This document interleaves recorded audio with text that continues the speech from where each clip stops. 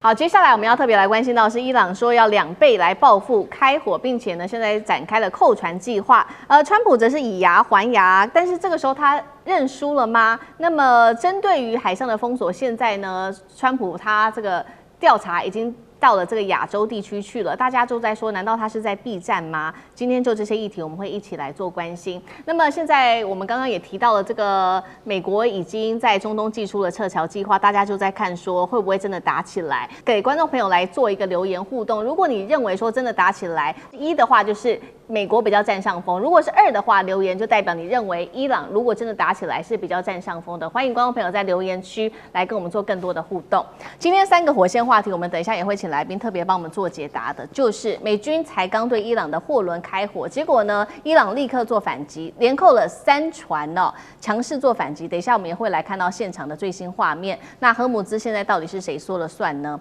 同一时间，我们来看到呢，美军他现在把拦截的战场从荷姆兹正式的转到我刚刚提到的亚洲地区去了，包括在印度洋跟东南亚。那为什么他要这样做呢？这是战术升级，还是避免跟伊朗的正面冲突？第3件事情是，现在看起来川普的态度为什么突然间暂缓降温了呢？他说伊朗没有违反停火，一边他却紧急的把他的民众撤离中东，到底是战争前最后的撤离讯号，准备要发动战争了吗？今天就这些议题，我们都会一起来做关心。好，赶快来关心到的是，美军当时不是用他的舰炮对伊朗的这一艘货轮图斯卡号开火，结果呢，没有想到的事情是，伊朗加倍奉还，1天之内，它是连续袭击了3艘的船只，当中的2艘船只还被伊朗直接扣押，被视为是说，你现在是直接复制美军的执法模式吗？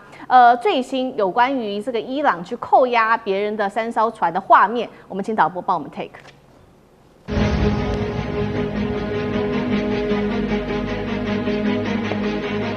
好，这画面上可以看到呢，这个伊朗的士兵就是直接登陆到了对方的这个船上面哦，去做这个船上面的扣押行动。那这一场计划，其实在1天之内，一共是有3艘船被扣押了，包括了我们来看到第1艘，这个是伊巴密农达号，那么它这个是悬挂的是赖比瑞亚的旗帜。第2艘遇袭的船是这一艘船是法兰西斯卡号，上面有巴拿马的旗帜。那么第3艘则是这一艘，上面有悬挂的也是同样是巴拿马的旗帜。我们看到这个伊朗态度强硬，但是美国方面为什么在这个时候突然间川普态度软化了呢？他说伊朗没有违反停火的协议，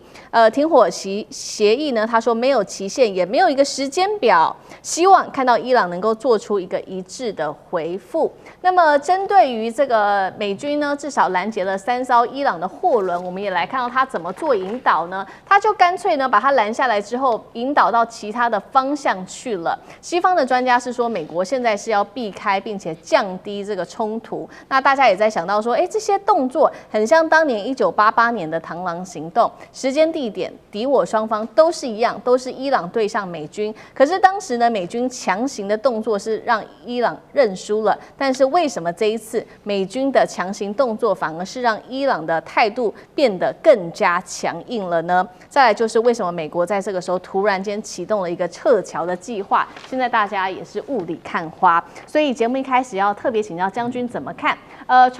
这个伊朗刚刚我们特别看到这个影片，这一次非常强行的进行扣船的行动，是仿照美国以牙还牙吗？那为什么川普在此刻却是态度突然间软化了？将军怎么看？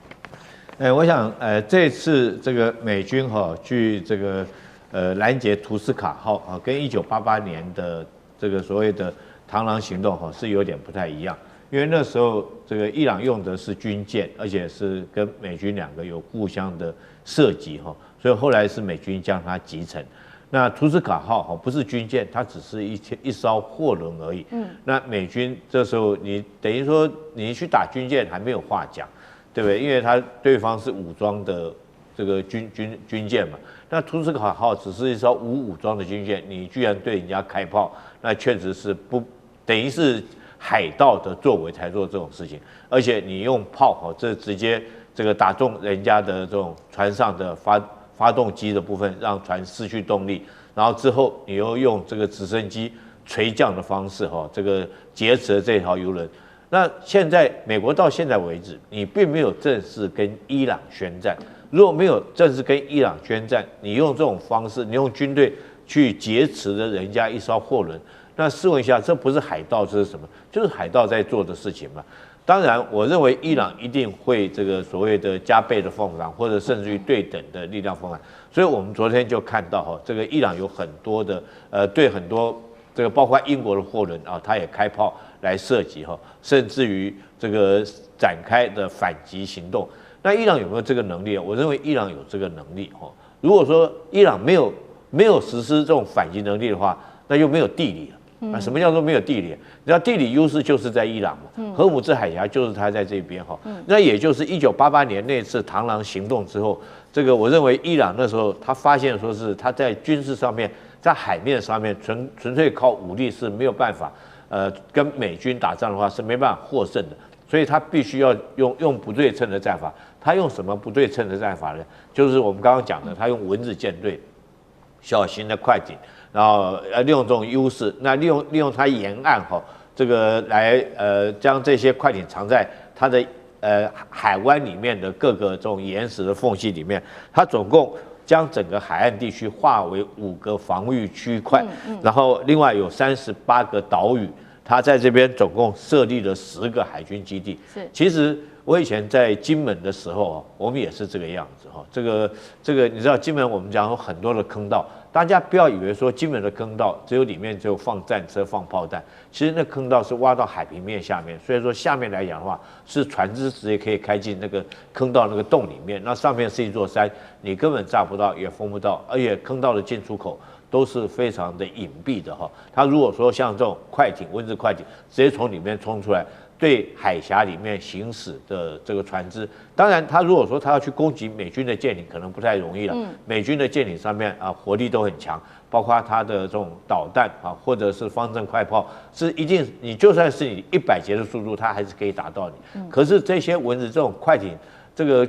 如果说是要攻击一些货轮或者是油轮来讲的话，那却是绰绰有余的。它从洞里面穿出来你根本拦都拦不到。这个我举一个很具体的例子跟各位讲如果说各位观众你有机会你到金门去旅游的话，金门曾经有10万大军驻守在那边过。那其实金门里面也有很多的海底坑道那除了说是它已经开放了之外，你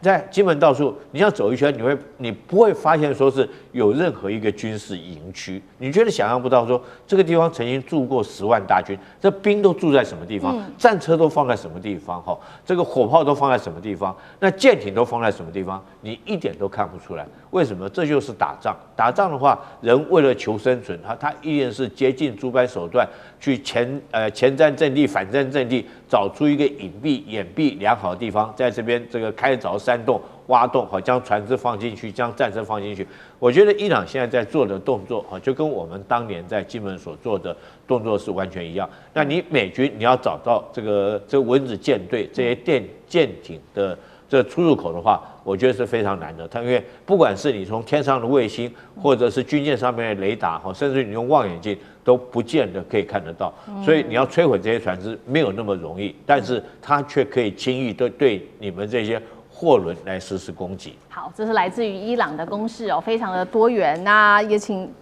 同样问题也特别请教赖老师又怎么看？那另外刚刚说了，美军他拦截这个船只已经不是在荷姆兹海峡了，还到了印度洋跟东南亚，是避免跟伊朗正面冲突吗？因为刚刚将军也带我们看到了很多有关于伊朗在海面上的优势，赖老师怎么看？首先看一下伊朗在这次的反击的动作这么的有决心，力道这么的大其实最主要的就是因为之前他都是自我克制，自我克制被美国解读为软弱例如说他的民兵指挥官派驻到伊拉克的民兵指挥官苏莱曼尼被美国用无人机去刺杀应该讲是谋杀而伊朗的反击的方式就是说，我先通知你我要打你哪个军事基地，然后打你军事基地的某一个角落，你把人员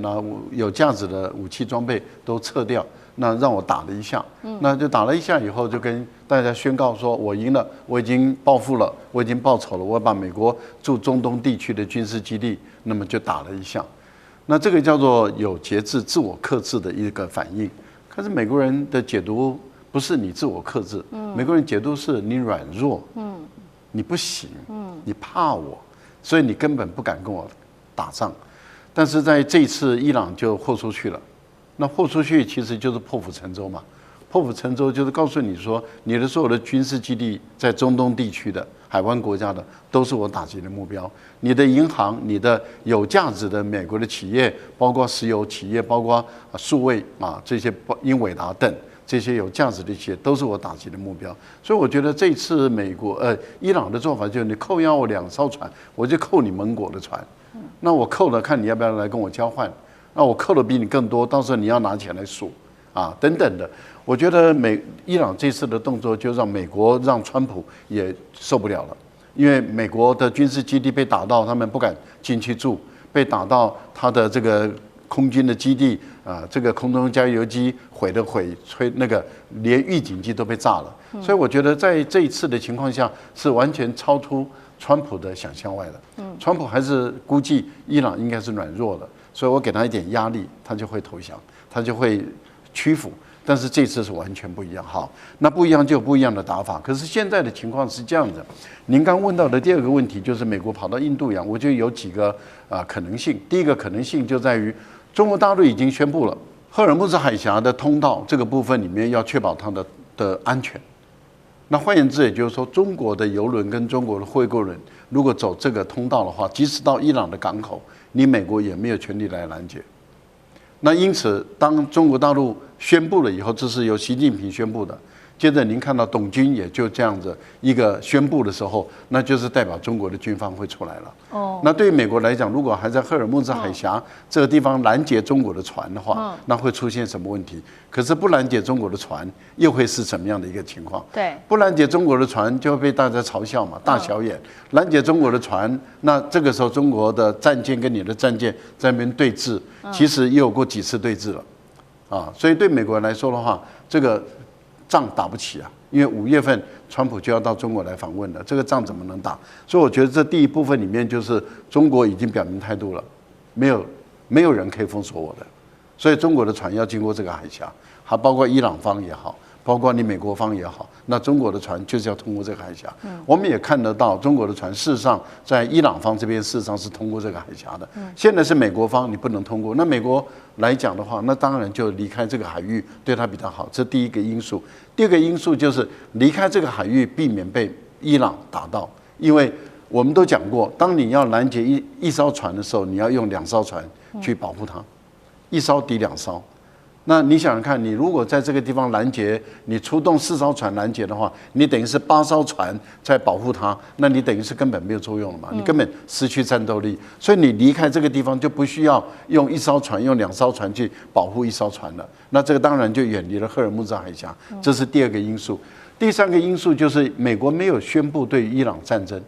它是军事行动，它没有宣布战争。但是当他在任何一个海域拦截伊朗的船的时候，等于是间接的宣布我跟你伊朗是交战国了。那我就根据交战国的国际公法，我在任何海域都可以拦截你的船。那这个部分里面你要看美国的国会同不同意嘛？美国国会认不认账？5月1号就见真晓了。是好，所以我们看到美国的海上执法行动从这个荷姆兹转向了印度洋跟东南亚，被视为是也是跟伊朗还有跟中国让步吗？同样的问题也特别请教杨老师怎么看？美国的威慑力是不是在逐渐的消失？现在我们看到，如果拿这一次图斯卡号跟刚才提到的1988年的就是螳螂行动来对比的话，当时是一个单纯的海战，美国的军舰被水雷这个撞到袭击受伤，然后呢，伊朗的军舰叫乔山号就接近，接近的时候引来美国其他数艘这个不同等级的军舰，然后呢跟乔山号交战，那把乔山号给打沉。那伊朗之后就没有再做任何的回应。那当然呢，相关的这些对于海面上的骚扰行动也减少。现在这一次图斯卡号它是一个货船，刚才这个厉将军讲，但最重要的是现在是在进行战争中，而且战争的现在已经多样变成不是单纯水面舰的交战，现在变成是飞弹、无人机以及海峡的封锁。所以你看到伊朗就回应针对赫姆兹海峡3艘，我们刚刚看的那个图，就是影片上面的，也就是你扣我的图斯卡号，我就扣3艘各国的就是船舰，对，来回应你。因此你扣我图斯卡号，因为都是载货、载油、载气，所以呢，也就是说我受损，但全球也因为你的行动受损。那这样子的一种就所谓的相互的报复，以牙还牙，那甚至一种叫做懦夫游戏，相互对抗，看谁先退让。所以我们回答我刚才在问的一个问题哈，这个大宅问，接下来到5月1号之前，我觉得美国如果在发动之前类似的全面性的轰炸，其实它的边际效应已经是递减。如果你不是全面性轰炸，而采取地面攻击或夺岛战争，我就还是搞不清楚你的战略目标是为何，而且你可能会重蹈覆辙，再一次的受创。那至于持续的强化对伊朗的水域跟港口的封锁，那我觉得这个美国会一直持续到最后一刻，伊朗也会回应相关的这个封锁到最后一刻，所以最后可能是双方在一些封锁上面开始在做有节度的，就是这个改变，然后甚至放缓。那这样子各自在放缓的情况之下呢，然后呢各自透过这种彼此相互放缓，然后我们把它叫做再保证的这个过程，才有可能把这个整个情势的紧张程度呢降低。但是呢，它并不代表敌对的情势会缓和，只不过是紧张的情势会降低了。好，谢谢杨老师。那我们休息一下，马上回来。